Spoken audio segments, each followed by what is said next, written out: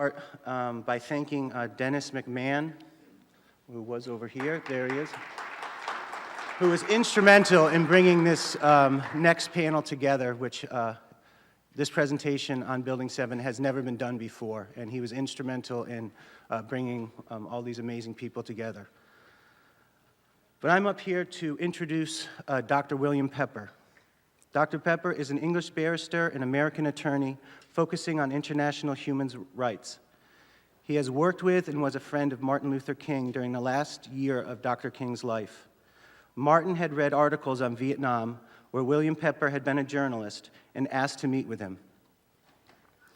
Bill showed him from his photo essays in the 1967 Ramparts. When Martin saw the photos, he wept and asked Bill Pepper to work closely with him as Dr. King turned hard against the war.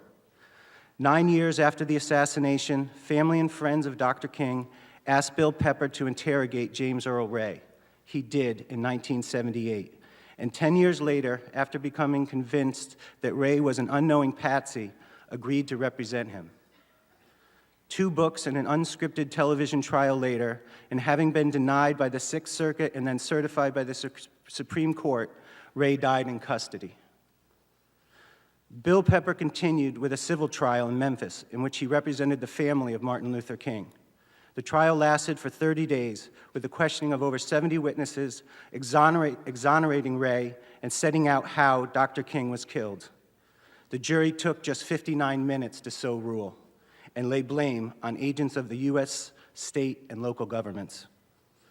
A similar scenario followed as Bill Pepper examined the assassination of Robert F. Kennedy.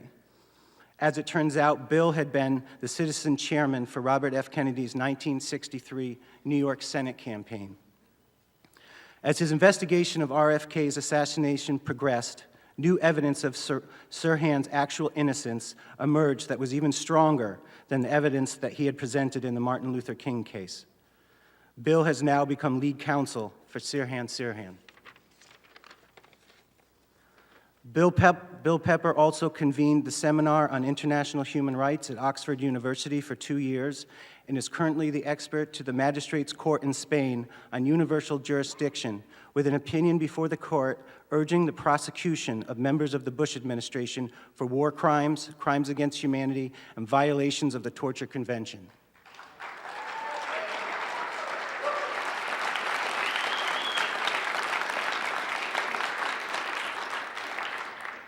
Bill has advised a number of 9/11 victim families, has admired the efforts and good work of many 9/11 researchers, and has long advocated the necessity of an independent investigation in order for the truth to see the light of day. To this end, Bill Pepper played an active role as legal advisor to the NYC Can Ballot Initiative, a 9/11 family member-supported campaign for a new New York City investigation of the 9/11 attacks. With that, ladies and gentlemen, it's my great honor to introduce Dr. William Pepper.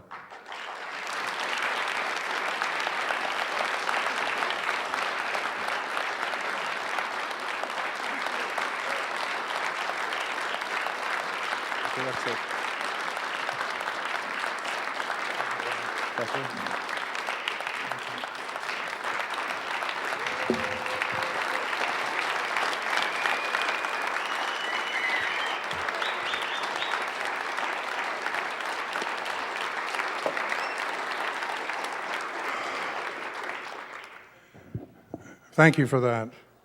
I have a very minor role here today, and I primarily want to pay tribute and recognize the efforts of the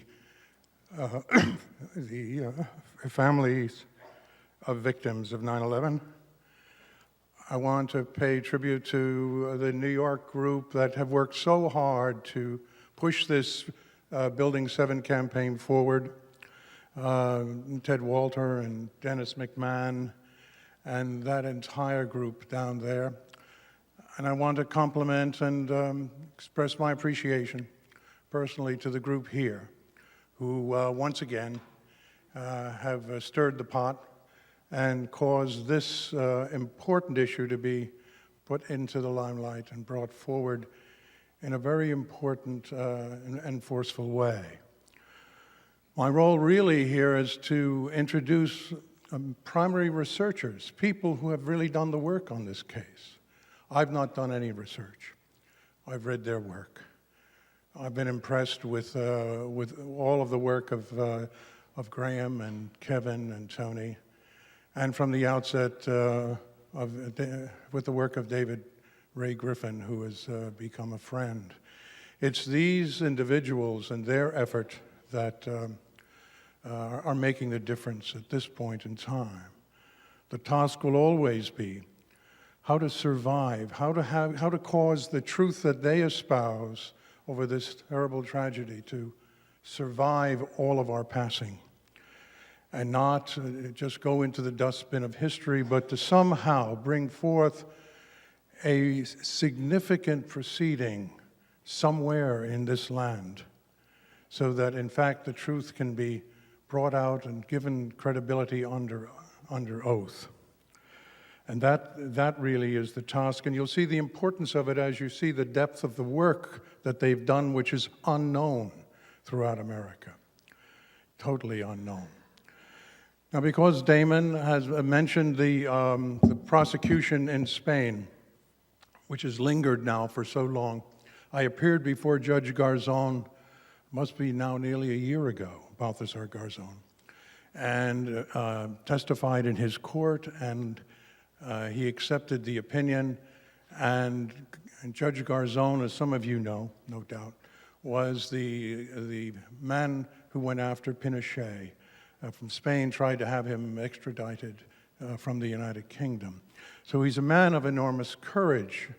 The United States government under the Obama administration has done everything it can do to stop the Spanish court from investigating and prosecuting individuals who were responsible for the torture and the criminal acts against 7 Spanish nationals. On that basis, Spain does have jurisdiction. The Spanish High Court has agreed. Unfortunately, Judge Garzón was taken off the case.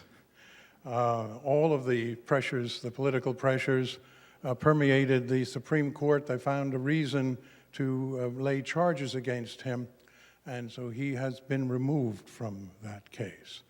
But Pablo Ruz, a much less publicly known judge, but an independent magistrate under the civil code system, an independent magistrate is not politically accountable to anyone, and he has decided to go forward, and he is going to investigate this crime.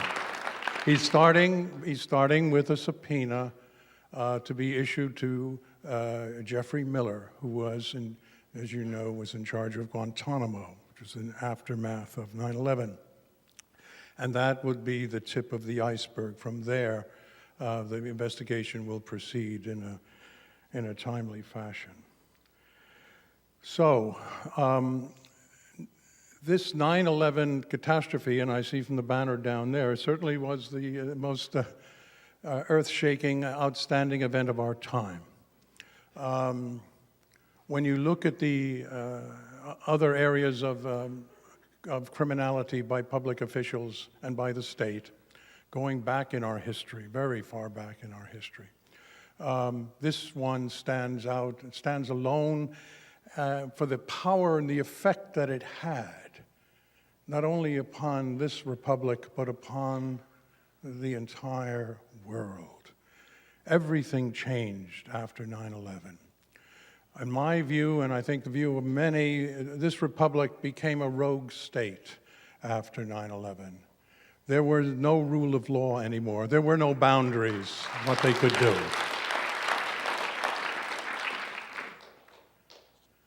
They could kidnap. They could torture. They could kill.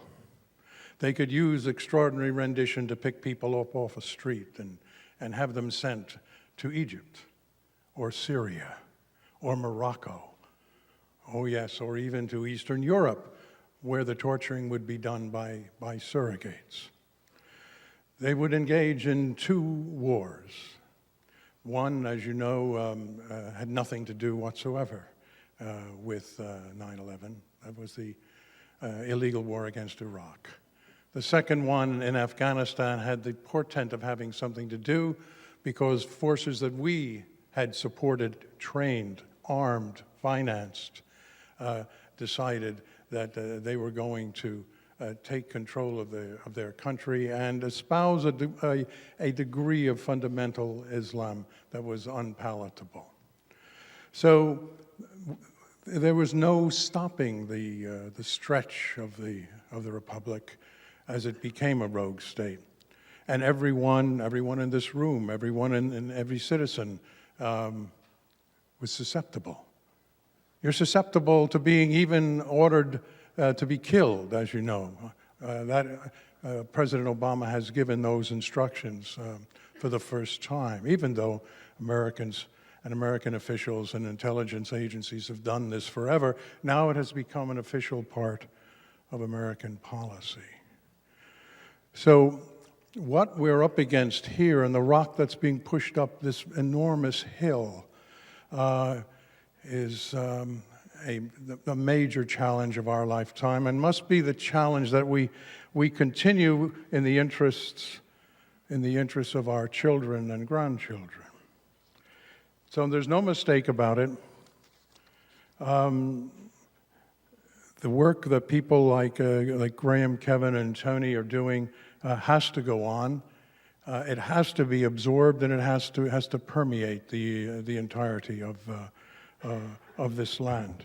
I tend to find more receptivity in Europe than I do in the United States about the truth of this. Maybe because the Europeans tend to be over the centuries much more politically skeptical and suspicious of their rulers. But nevertheless, they're there. European public officials have spoken out. European intelligence officials have spoken out at various times and relayed a truth.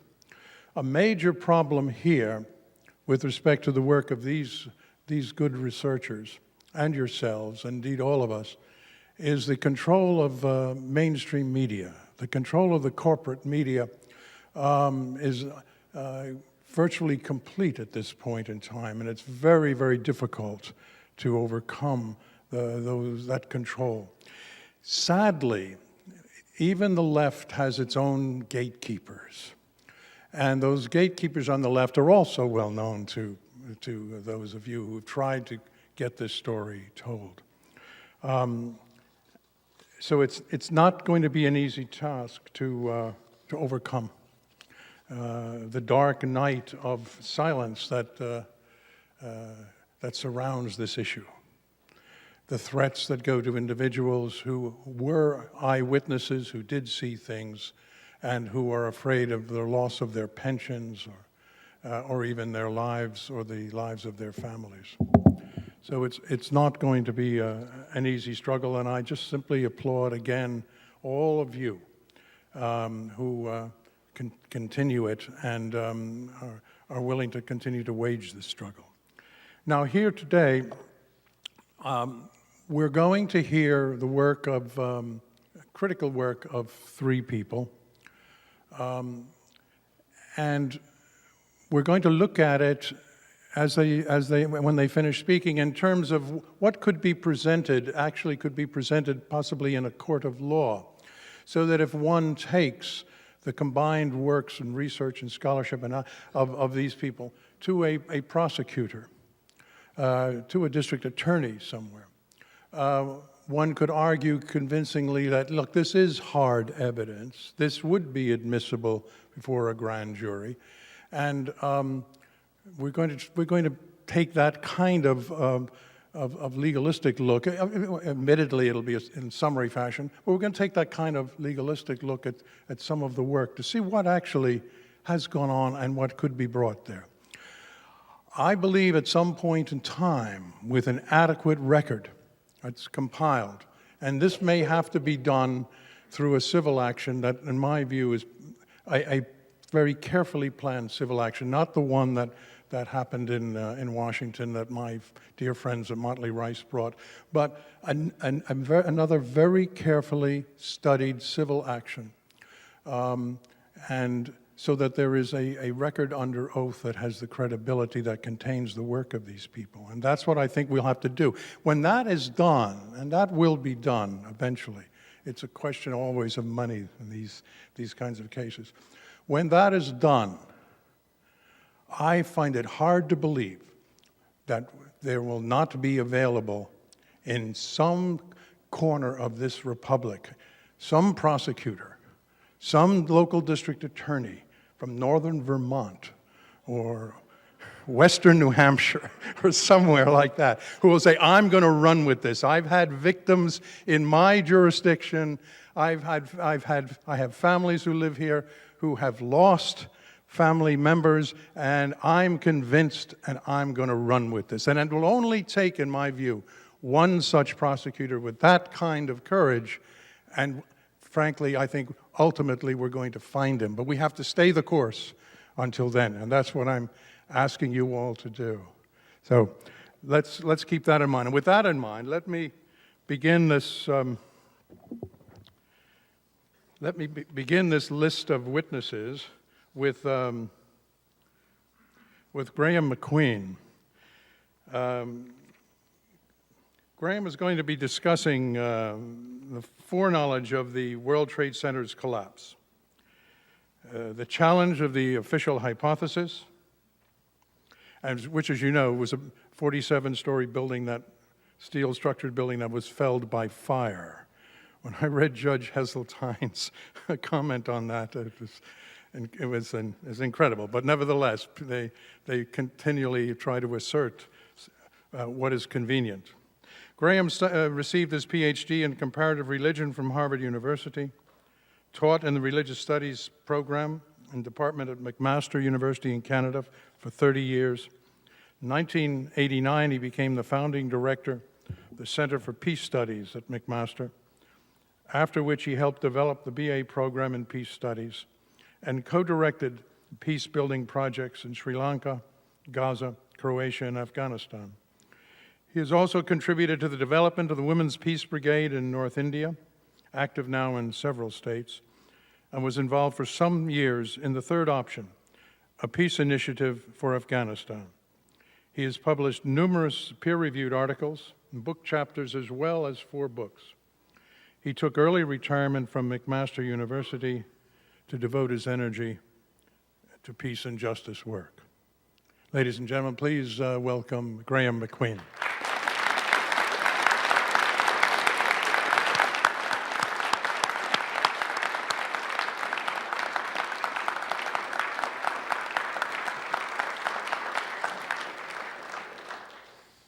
Thank you, Mr. Pepper.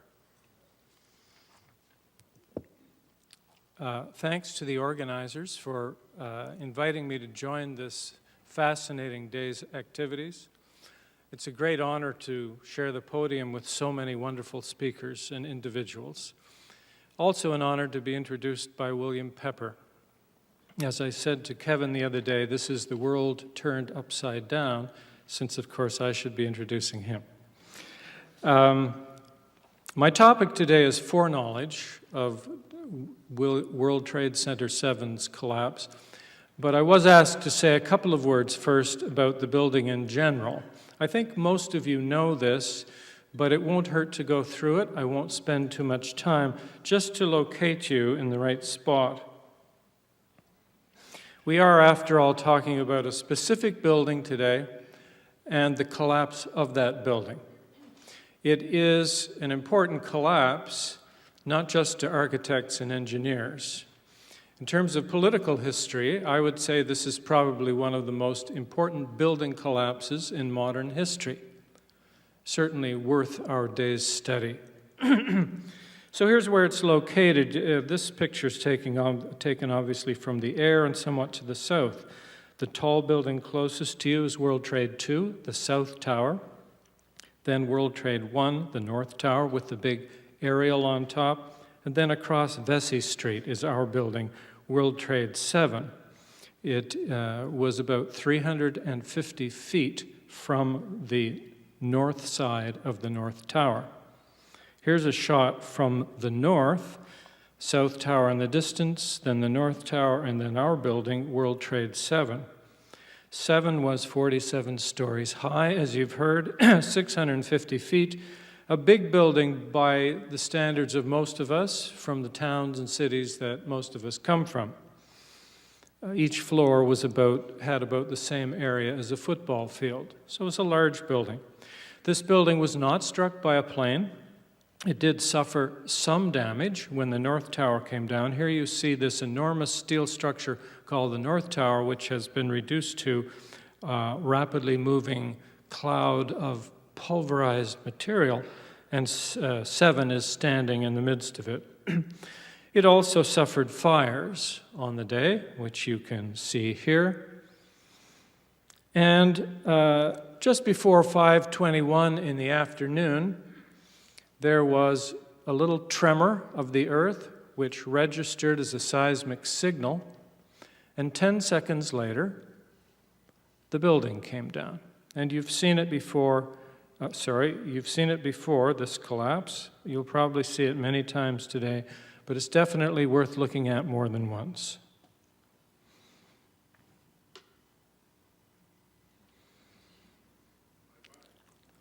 "10 seconds after, the earth shook."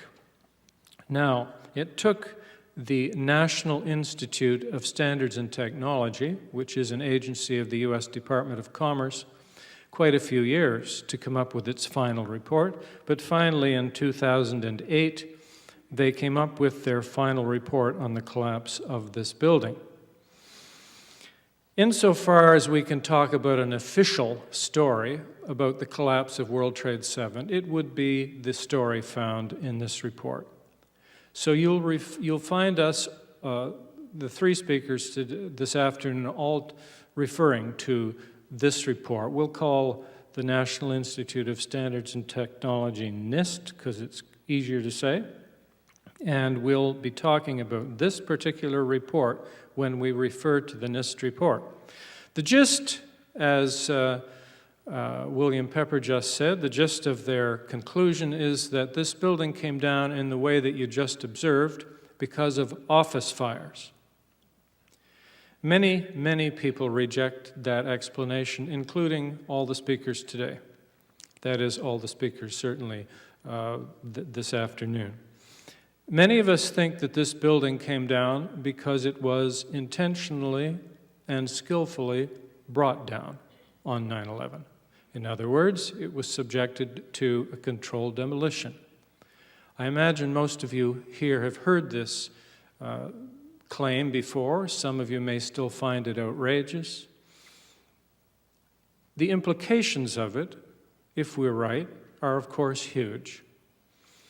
We would then have to say, why have we all been lied to for 9.5 years?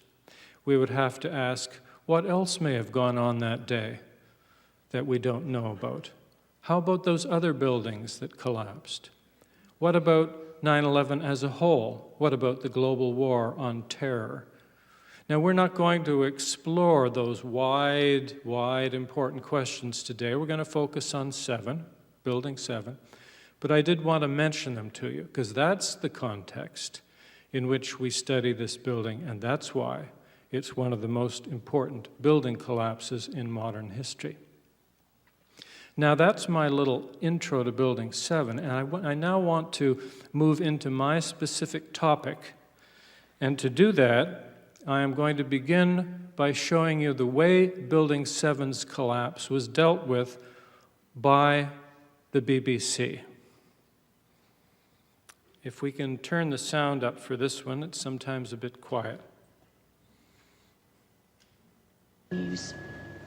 Now, more on the latest building collapse in New York. You might have heard a few moments ago I was talking about the Salomon Brothers building collapsing, and indeed it has. Apparently that's only a few hundred yards away from where the World Trade Center towers were. And it seems that this was not a result of a new attack. It was because the building had been weakened during this morning's attacks. We'll probably find out more now about that from our correspondent, Jane Stanley. Jane, what more can you tell us about the Salomon Brothers building and its collapse? Well, only really what you already know. Details are very, very sketchy. There's almost a sense downtown in New York behind me, down by the World Trade Centers, of just an area completely closed off as the rescue workers try to do their job. But this isn't the first building that has suffered as a result. We know that part of the Marriott Hotel next to the World Trade Center also collapsed as a result of this huge amount of falling debris from 110 floors of the two twin towers of the World Trade Center. As you can see behind me, the Trade Center appears to be still. We'll cut off Jane Standley there. Jane Standley talks for about 7 minutes altogether.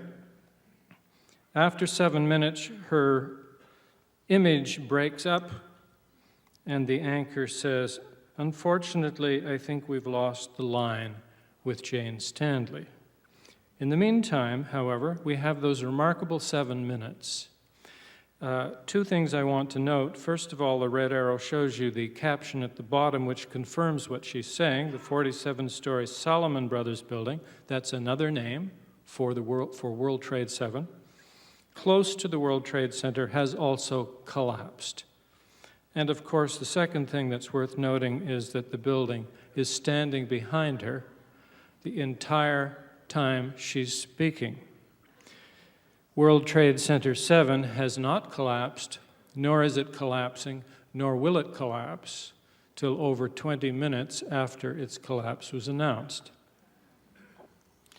Now, when this little video clip from the BBC was rediscovered and posted on the internet in 2007, it raised a lot of controversy. Firestorm of debate and dialogue, and the BBC received many letters of complaint and query, to which finally they felt an obligation to respond. So the head of news for BBC World said the following: "We're not part of a conspiracy.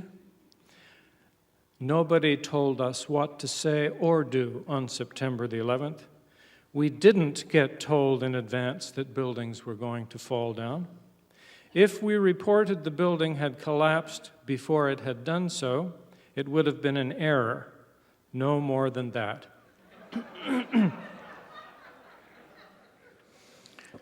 Well, perhaps your laughter indicates that I don't need to analyze that too much more, but I will anyway, because that's what academics do. They go on, even when it's not necessary. They flog dead horses. So let's just examine, let's just think about that claim.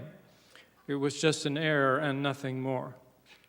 Suppose one of the organizers of this event were to pop up right now and say, "Unfortunately, Graham McQueen fell and hurt his knee on the way here today, and that's why he's just collapsed and died." Hopefully some of you would point out that I haven't collapsed and died. I'm here. Well, then we would have to ask, what kind of a peculiar situation was that? What do we make of that announcement? Now, so far, we probably would agree that it was an error, albeit a bizarre error. It's a bizarre error, not only because I'm still standing, but because hurting your knee doesn't normally lead to you collapsing and dying. Nonetheless, we might pass it off, but supposing 20 minutes later I did collapse and die at the podium, then the situation has completely changed, hasn't it? Now, we still have error. There was an error in the timing of the announcement. But we also have tremendous accuracy. We have truth being communicated. And when I say tremendous accuracy, that's because my collapsing and dying could not apparently have been predicted through what happened to me.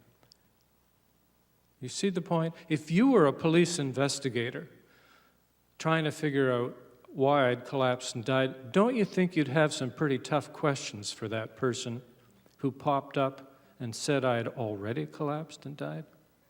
Now, some of you may think it's a bad analogy because, after all, people don't normally die when they hurt their knee, whereas this building was clearly on fire, and surely that's a more natural thing to expect its collapse, but it isn't. You've been told this before, but I'm going to say it again. This direct quotation from the NIST report, you should paste on your foreheads. It's so important. This was the first known instance of the total collapse of a tall building primarily due to fires. We could put it more powerfully. This is the first time in history that a building like this has come down from fires. This is a unique, unprecedented, and therefore unpredictable event. So if it was fishy to somehow think I was going to collapse and die because I'd hurt my knee, it was even fishier to expect that this building would come down simply because it was on fire. Now, I want to stop and make a little distinction here. It may be a bit pedantic and unnecessary, but I want to take my time with this. If you were that police investigator looking into my death, you would be asking tough questions, because at some point you would understand the difference between two types of foreknowledge. One we might call evidence-based foreknowledge, and the other we might call action-based foreknowledge. Evidence-based foreknowledge is when you see something, you observe something, study it, measure it, whatever, and you find evidence that rationally leads you to conclude that something for sure is going to happen. You gain your foreknowledge through the study of the evidence. Action-based foreknowledge is when you know something's going to happen because you're darn well going to make it happen. It's the human will and human action that brings it about. Now, that's quite a common form of foreknowledge. We know about things that are going to happen in the future because we're going to do them, or people we know are going to do them. There's nothing inherently fishy about it, but it becomes fishy when we pretend it's something else.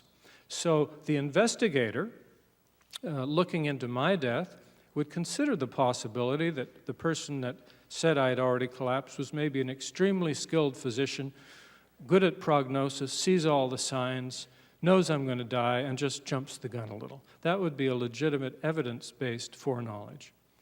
But the investigator will also consider the possibility that perhaps the person who talked about me collapsing had poisoned my coffee that morning. In other words, had done something which led them to know that that was going to happen. Excuse me for having to kind of go through these distinctions, but they're important because my main contention, my argument, is that NIST has tried again and again and again, first of all, to ignore the foreknowledge of Building 7, but when it finds itself unable to avoid the topic, it tries to present it all as prognosis, as the evidence-based estimation that something is going to happen. Whereas I'm claiming it can't be. The evidence is such that that cannot be true. That what is true is that it's action-based foreknowledge. People knew that building was coming down because somebody had determined to bring it down. That's my argument. Now, of course, you would expect those tough questions that were asked of the person who predicted my death to be asked of the BBC. Did the FBI or the 9/11 Commission or NIST ask tough questions of the BBC? As far as we know, they did not.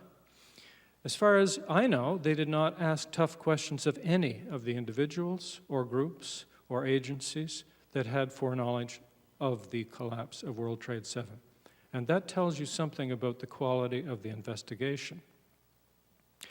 Now, I'd like to back up for a moment and start defining a couple of terms. I've talked about foreknowledge, but I haven't told you what it is, and it turns out that this is quite important to what I want to say today. I'm taking a standard definition of foreknowledge from Merriam-Webster's Third International Dictionary. Foreknowledge is knowledge of a thing before it happens or exists. Knowledge, it's a form of knowledge. And I'm going to try and distinguish this from other kinds of awareness that we have of the future, because we all live in some degree of awareness of our futures and our past. And we have a broad array of terms that we use when we talk about our awareness of the future. prediction, forecast, prescience, hunch, all kinds of terms that we use. But foreknowledge is a very specific term and a very specific concept.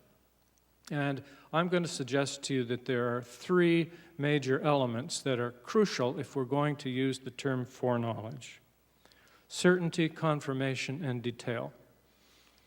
Certainty is a state of the knower, of the person doing the knowing, how you feel. You feel certain. You feel confident, free from doubt or uncertainty. Confirmation is not a quality of the knower, but of the events in the world. The thing that you think is going to happen has to happen. Otherwise, we don't call it knowledge. You could be convinced something is going to happen, you could be certain, but if it doesn't happen, we don't call it knowledge, and we don't call it foreknowledge. And finally, detail. Maybe that one's a little trickier, so let me pause on that.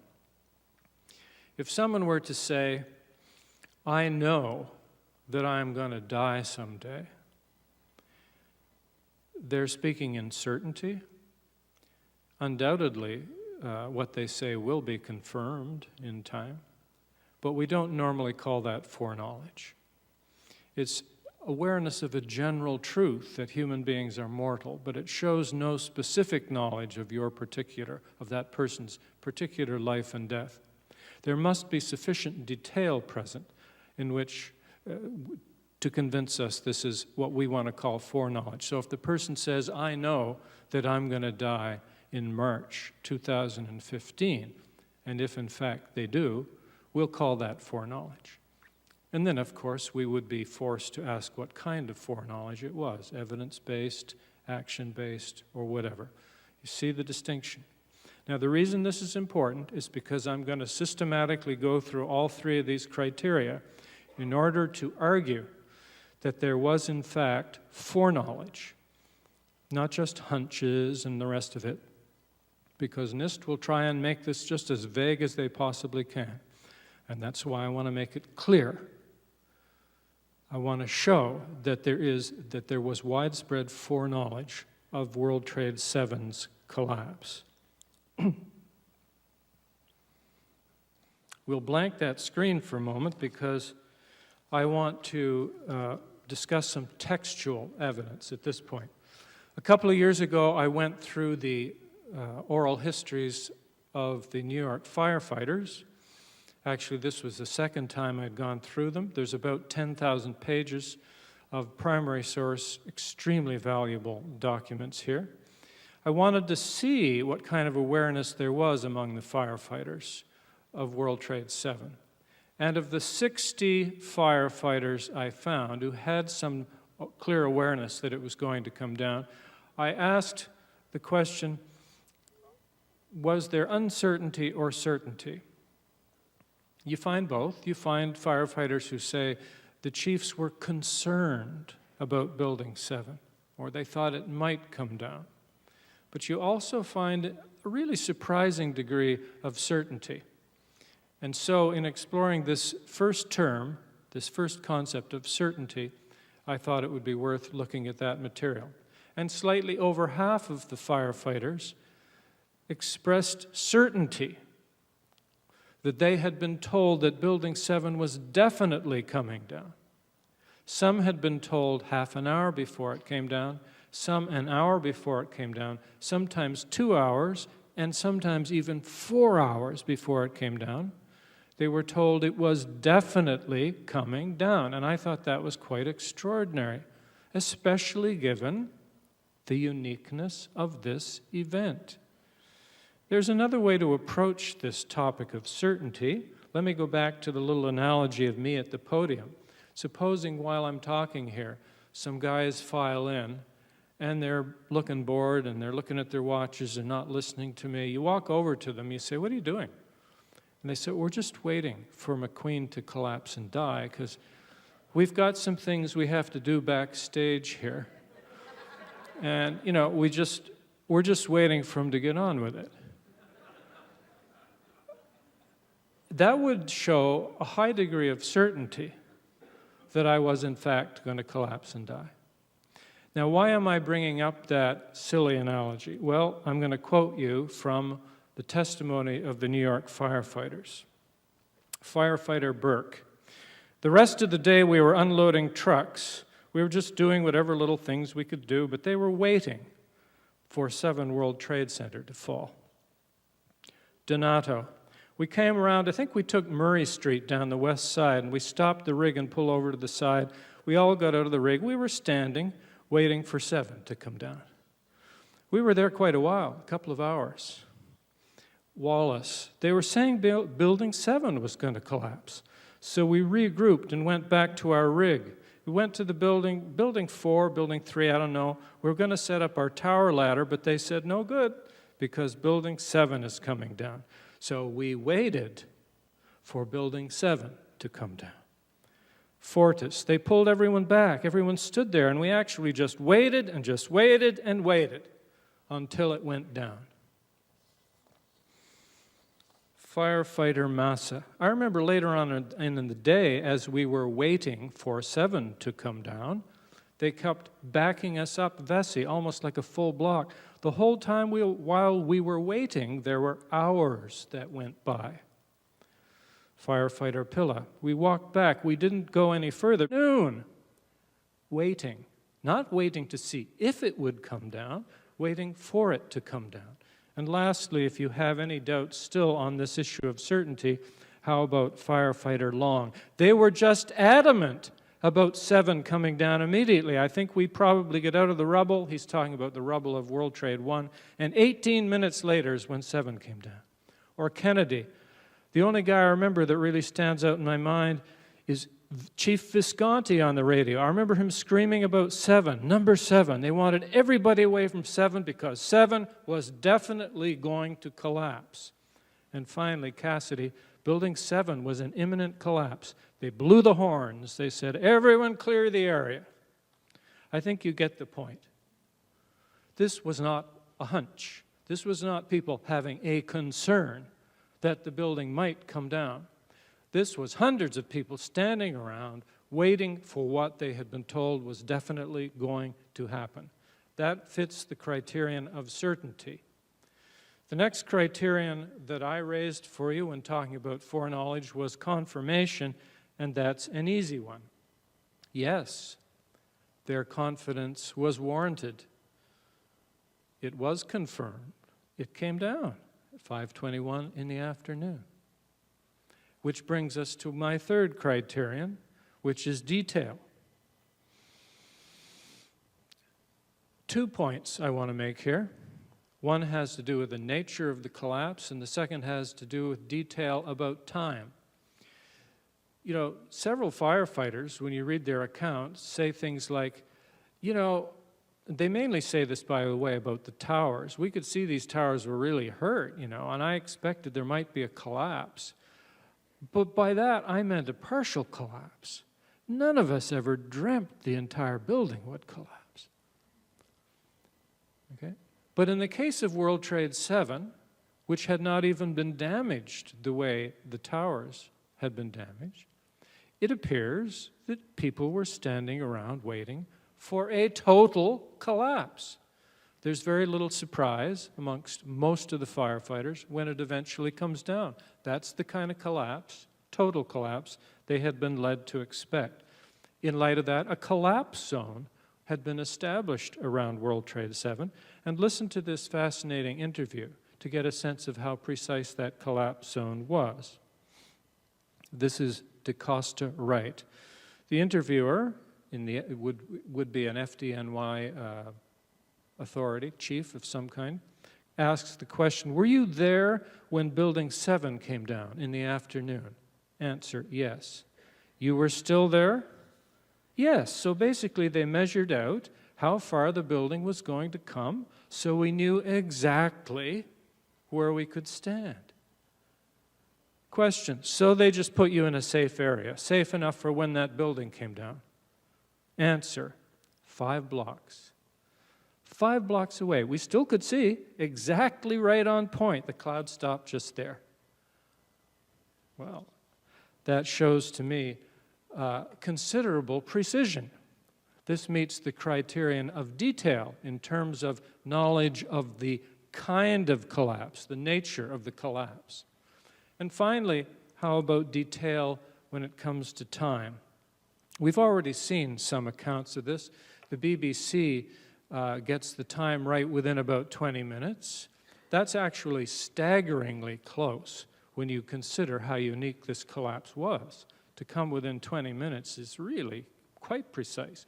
We also had the reference a moment ago to somebody who said, they told us it was going to collapse, and 18 minutes later it did. But you know what? I think we can even get more precise than that. I'm going to take you now to CNN to show you how they reported this important building collapse. We may have to turn this one up a little bit too. Where are you? Peres, the Israeli foreign minister, a long time Israeli leader in any number of governments, joining us from Jerusalem tonight, where it is a little bit after 11 o'clock, about 10 minutes after 11. Thank you, sir, for joining us.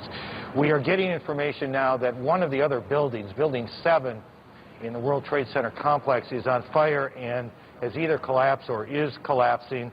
And you, to be honest, can see these pictures a little bit more clearly than I. But building number 7, one of the buildings... Okay.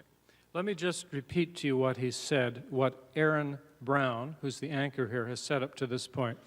We are getting information now that one of the other buildings, Building 7, in the World Trade Center complex, is on fire and has either collapsed or is collapsing. And to be honest, you can see these pictures a little bit more clearly than I can. Why is he saying that? Because he's staring at his monitor and the building hasn't collapsed. And Brown, and by the way, I would never claim Aaron Brown was in on this because he looks baffled the whole day. Well, that could be. I don't watch it enough to know. But in any case, Mr. Brown, says it's collapsed or it's collapsing, and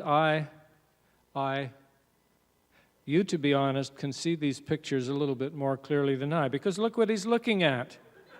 It's standing there. So now he does something that I find quite rare for a TV newsman.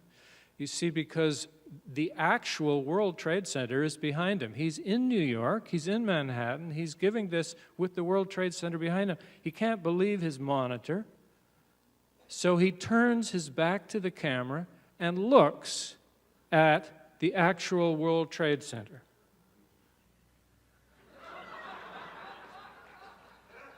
And guess what? It is still there.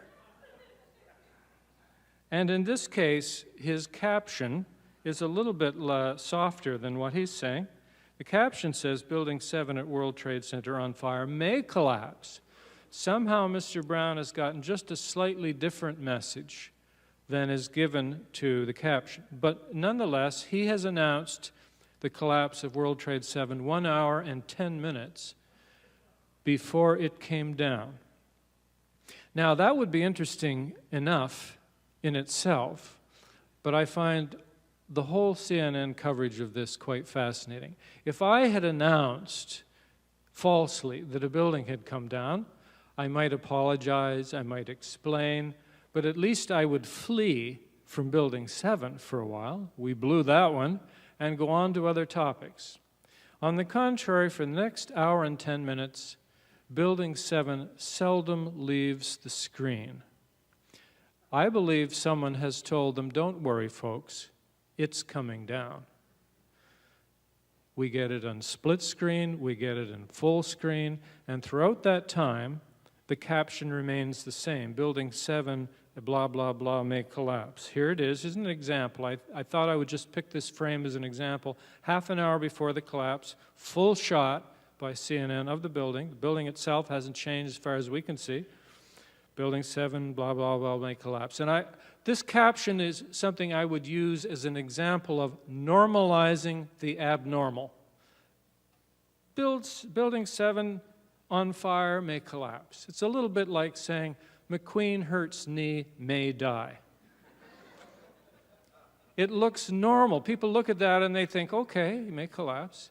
But as we've already seen, these buildings don't collapse from fire. Anyway, the plot continues to thicken because look what happens when we get 4.5 minutes before the collapse. Look at the caption. Building 7 ablaze, poised to collapse.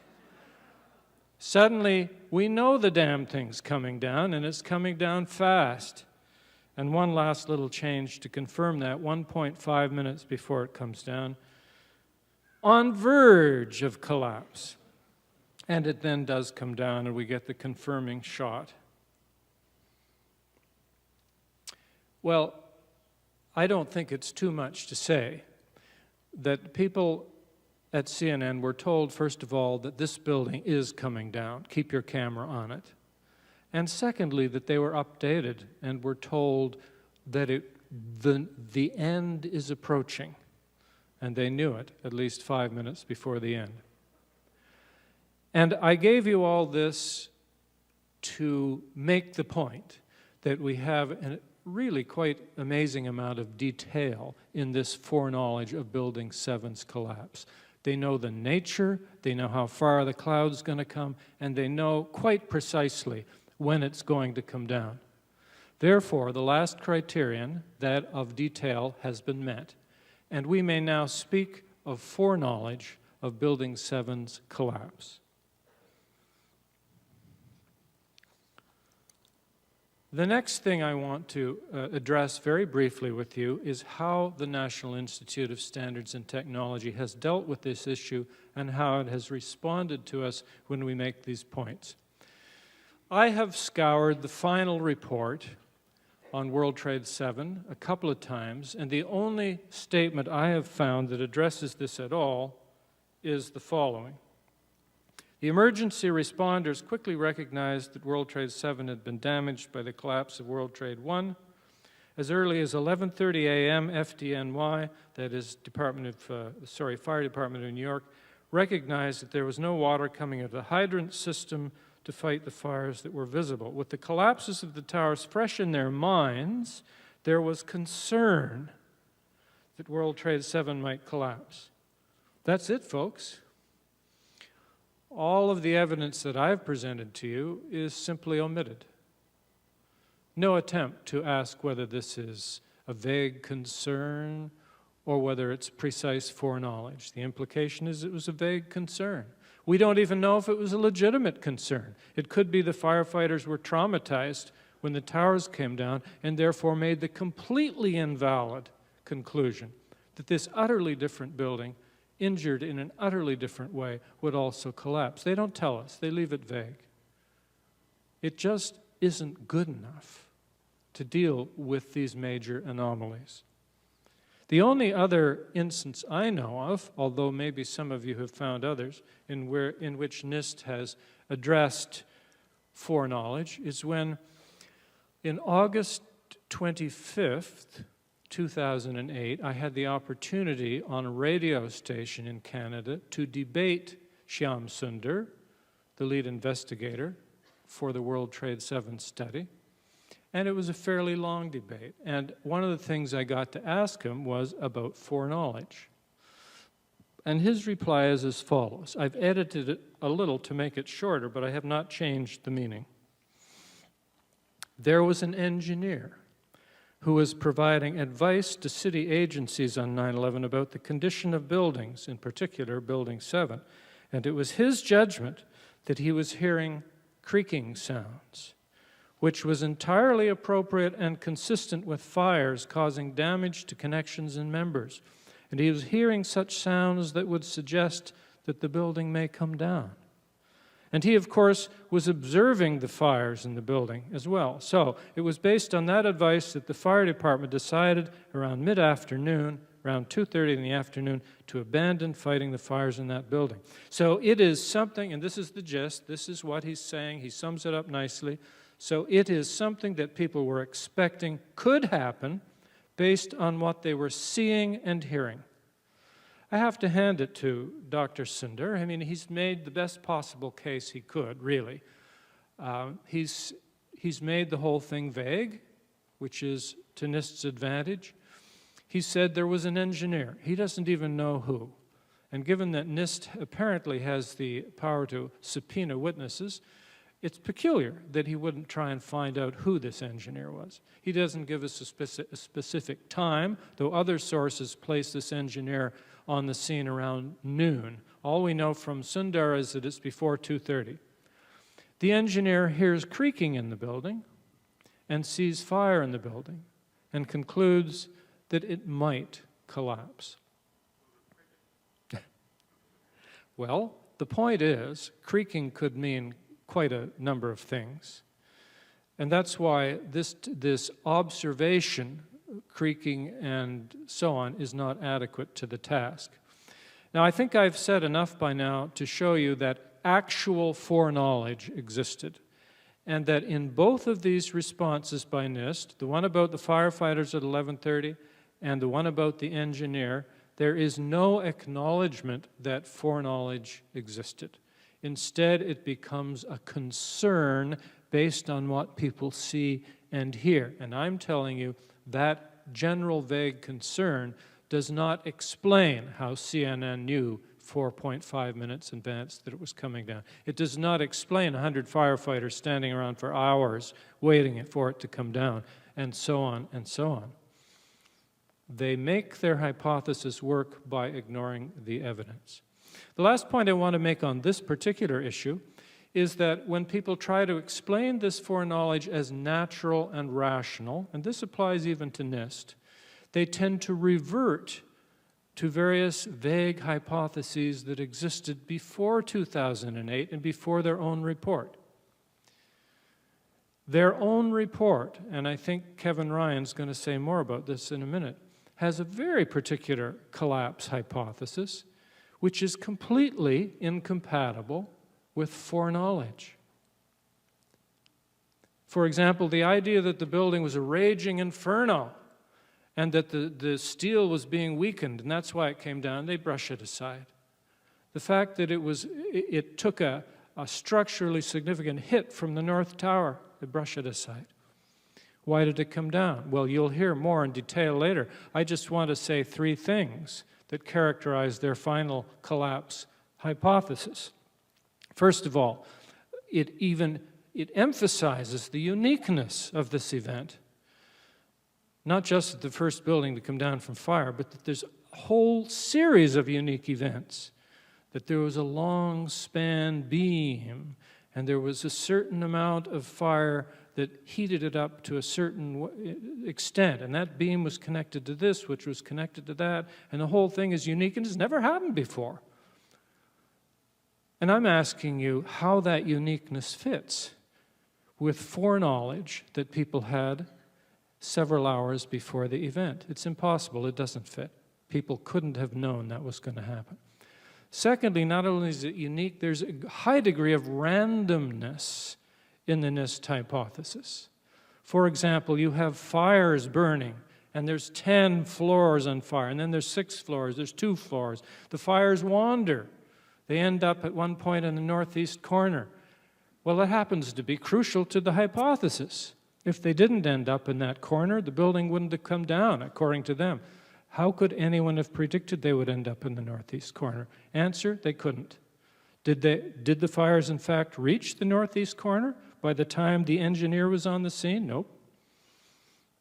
They weren't even there when the engineer made his prediction. So randomness does not go well with foreknowledge. Astronomers can tell you there will be a lunar eclipse next week because the movements of the heavenly bodies are very regular and well known. But weather prediction is much more difficult because there are many events, many of them random, that interact, and it's very difficult to have foreknowledge with weather prediction. And I'm telling you that NIST's 2008 hypothesis says that this was not like the heavenly bodies, this was more like weather prediction. Many random elements combining. And that makes foreknowledge, frankly, impossible. And finally, according to NIST's hypothesis, these crucial events in the building were invisible. It wasn't the outward raging fires. It was the heating of specific elements in the floors, which then led to this and that, and nobody could have seen that from outside. So talking about what people saw at 11:30 in the morning is not really all that relevant. My conclusion is that NIST's 2008 collapse hypothesis is incompatible with the knowledge, with the evidence of foreknowledge that we possess, and that NIST has repeatedly denied and tried to obfuscate, tried to blur that evidence in order to maintain its hypothesis.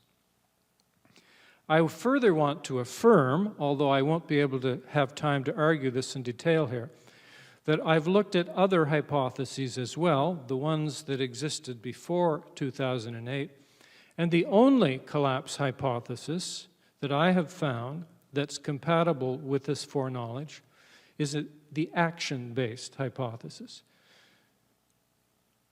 People knew this building was coming down because somebody was going to bring it down, and that's where the knowledge came from. And that's why I say only the controlled demolition hypothesis is compatible with this evidence of foreknowledge. Now, there's one more stage in my talk today.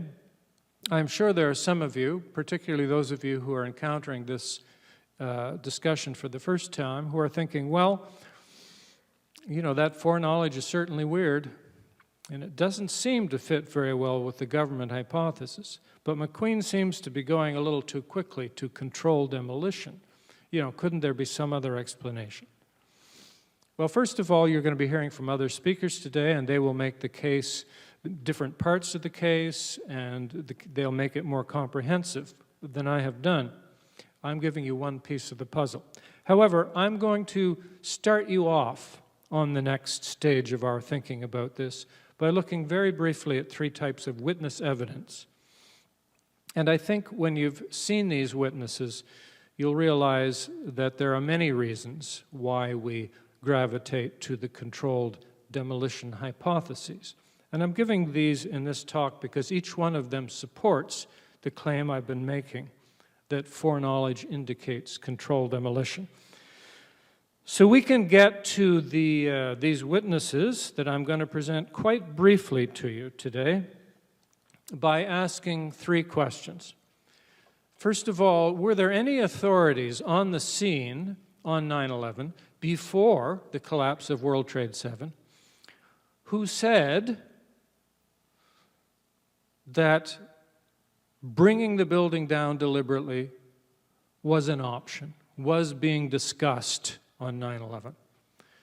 In other words, if say, firefighters were standing around saying, well, maybe we'll have to bring it down, that would mean we would have no choice but to consider the controlled demolition as a possible hypothesis. And the second question that we would want to ask is, are there any insiders, are there people with inside knowledge who said after 9/11 that we did bring it down? That would be nice to know. And thirdly, are there any witnesses who claim to have experienced explosions in World Trade Center? And the answer to all three questions is yes. I will be going through them briefly because I don't want to go on too long today. We start with the first issue. Is there evidence that controlled demolition was being discussed as a possibility before this building came down? Now, this witness, Indira Singh, was a senior consultant for J.P. Morgan Chase, and on 9/11 was working as a voluntary emergency medical worker. She was interviewed by Bonnie Faulkner in 2005 on Guns and Butter, and this little short excerpt, is from that. All I can attest to is that by noon or 1 o'clock, they told us we had to move from that triage site up to Pace University, a little further away, because Building 7 was going to come down or being brought down. Did they actually use the word brought down, and who was it that was telling you this? The fire department, and they did use the word, we're going to have to bring it down. That's a remarkable statement. So, question, is there any corroborating evidence? Has any other witness said the same thing? Yes. This next footage is live from MSNBC right after the collapse of World Trade 7. Fascinating clip. All right, we're going to have to move this way. We're going to have to move. We're going to have to move. That cloud is coming this way. Yeah. Ashley, get out of there. Leave the camera unmanned if you need to, and get out of there. What we've been fearing all afternoon has apparently happened. We were watching number 7 World Trade, which was part of the ancillary damage of the explosion and collapse of the other 2. We've been talking all day about how fast these plumes of smoke move. You're watching one on the move right now that is building dust. Look at the wider shot on the left from across the river in New York. This was a 40-story building they've been watching all day. This is like watching the collapse of an active volcano. And the dust from it is not unlike that from a volcano. We are on the phone with New York Fire Department Lieutenant David Restuccio. Lieutenant, where are you right now? I'm at the corner of Northmore Street and Greenwich Street. Can you confirm it was number 7 that just went in? Yes, sir. And you guys knew this was coming all day? We had heard reports that the building was unstable and that it eventually would either come down on its own or it would be taken down. I would imagine it came down on its own. I'm going to assume you heard those last few words, but I'm going to read them again anyway. TV anchor, you guys knew this was coming all day. Isn't that remarkable? You knew this was coming all day. All day long you've known this building is going to come down. That's foreknowledge again, and it shows that the news stations had gotten information of this sort. Restuccio gives a very careful reply. We had heard reports that the building was unstable and that eventually it would either come down on its own or it would be taken down. I would imagine it came down on its own. In other words, if I could reword Restuccio's last statement, this building has just utterly and completely collapsed. I guess it's probably a gravity-driven collapse, but it might be controlled demolition because that was discussed during the day. So we have 2 highly credible witnesses who say that this was discussed as an option during the day. We now move to our next question, and you've already seen Silverstein, but it won't hurt to see him again, of Silverstein Development Corporation that owned Building 7, and I think we need to turn up the sound for this one. Pelted by debris when the North Tower collapsed. 7 burned until late afternoon, allowing occupants to evacuate to safety. I remember getting a call from the fire department commander telling me that they were not sure they were going to be able to contain the fire. And I said, we've had such terrible loss of life. Maybe the smartest thing to do is pull it. And they made that decision to pull, and then we watched the building collapse. Right. Many of you have already seen that clip, and perhaps it's not necessary for me to discuss it at length. It's not surprising that people took his comments about pulling to refer to removing, getting rid of, demolishing the building. Silverstein later said that all he had meant was that they should pull firefighters out of the building or of the area. Many people, including me, reject that explanation. However, we don't have time to get into the details of that debate here. Because we're talking about the kind of investigation that NIST did, let's just ask whether they had tough questions for Mr. Silverstein. And I believe it's Manny who already told us just how tough those questions were. They accepted immediately his explanation that he'd referred to pulling people out of the building. And when I think it was Laurie Van Auken asked asked Sundar directly if they had interviewed Silverstein, he basically said, "We didn't interview him and we don't intend to." So much, my friends, for tough questions, and so much for a serious investigation of the collapse of World Trade 7. And I move on to my last witness. Were there any people who actually experienced explosions in World Trade 7? And there were several, but the most famous is Barry Jennings. Because my time is just about over, I'm going to show you only a very brief clip so you'll see who Barry Jennings was on 9/11 itself. And then I'll explain why his testimony is important. For the past couple of minutes, it has been clear from this space back on Chambers in that area. So now they're walking back toward the World Trade Center.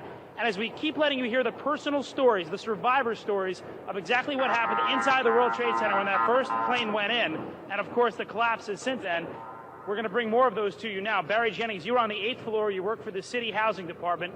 Explain to me the moment of impact. Well, me and Mr. Hesh, the Corporation Counsel, were on the 23rd floor. I told him we got to get out of here. We started walking down the stairs. We made it to the 8th floor. Big explosion. Blew us back into the 8th floor. And I turned to Hesh. I said, "This is it. We're dead. We're not going to make it out of here." That's all I'm going to show.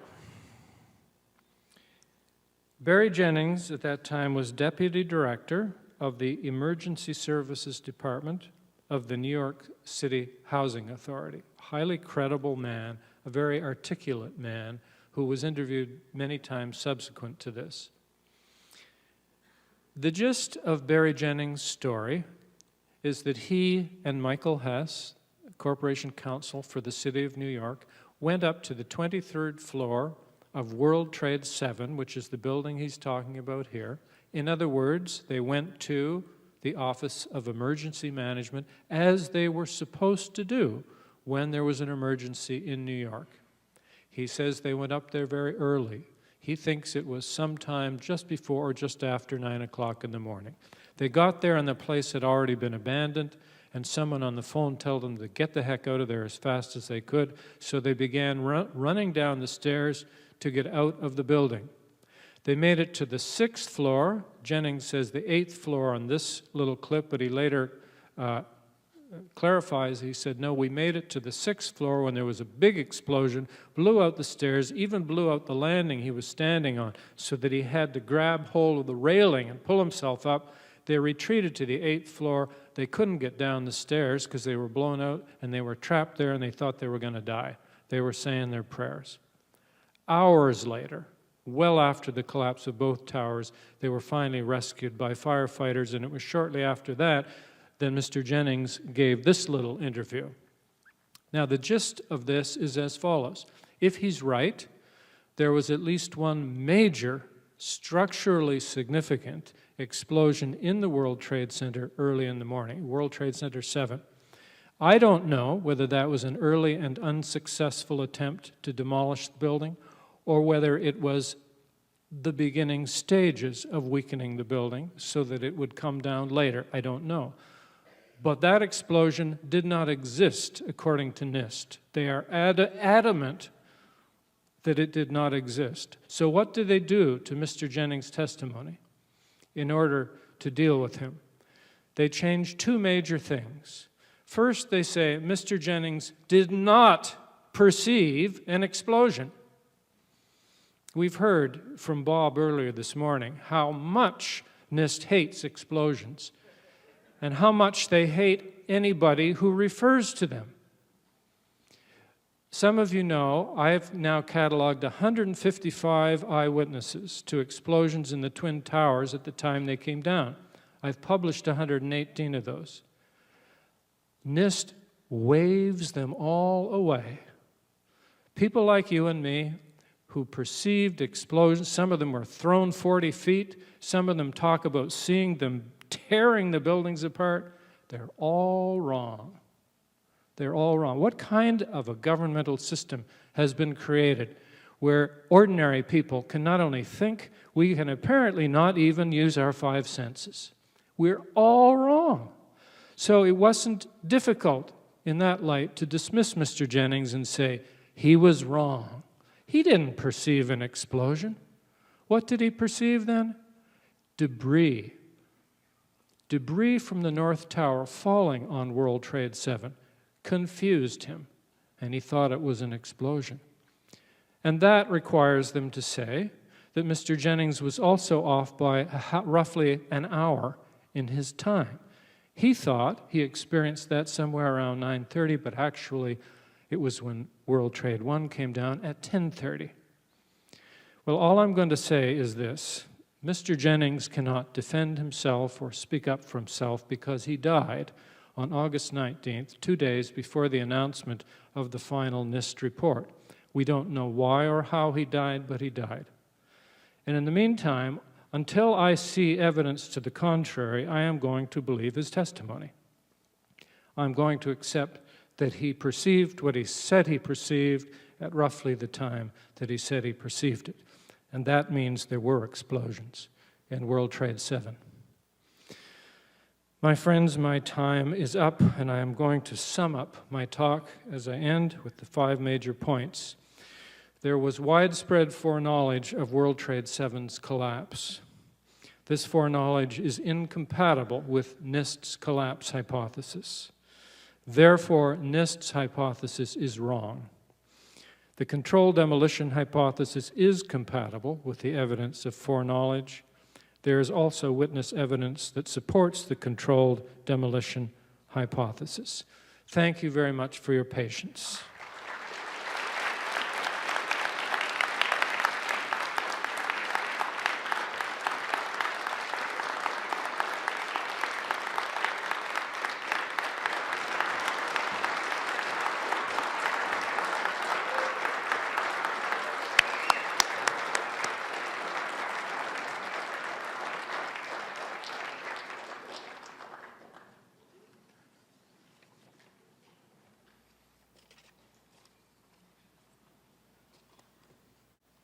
Graham, thank you very much, and thank you for all of the work that you've done that's given you the capability to give us the summary that you have this afternoon. If we were to take what you have presented to this group and we were to look at how we could use it legally, I think there's a lot of fruit on the tree there. Silverstein's clip is certainly an admission against penal interest and could be used. Jennings' interviews and his statements virtually come close to being excited utterances since they happened at the time, around the time that he had the experience. So he's unavailable, so that that film material could be used in conjunction with reporters authenticating it who actually interviewed him and who interviewed Silverstein. I think the number of first responders who are on record as having heard explosions throughout those 3 buildings is very impressive. There seems to have been a serious possibility that has been overlooked, and that the buildings were all wired, and that they were all wired in advance. This is not something one does in a short period of time. To bring effective wiring into place, from what I understand, not at all having the expertise, but having heard this from others, would require a planned effort over quite a period of time in advance of the explosions themselves. And it's a very sophisticated job indeed. What you have described does appear to be an internal wiring operation that was triggered at a point in time, either, as you said, to weaken the structure so that debris could have an impact on it and bring it down, or to actually begin to cause it to fall itself. The firemen that you have interviewed could certainly be brought in, and statements could be taken from them under oath, as well as could their superiors be brought to testify.